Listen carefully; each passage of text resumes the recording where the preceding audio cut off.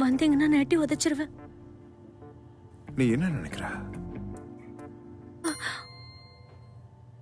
நான் ஒரு நடிகையா என்னோட வேலைய சரியா செய்யறது தான் நேர்மை.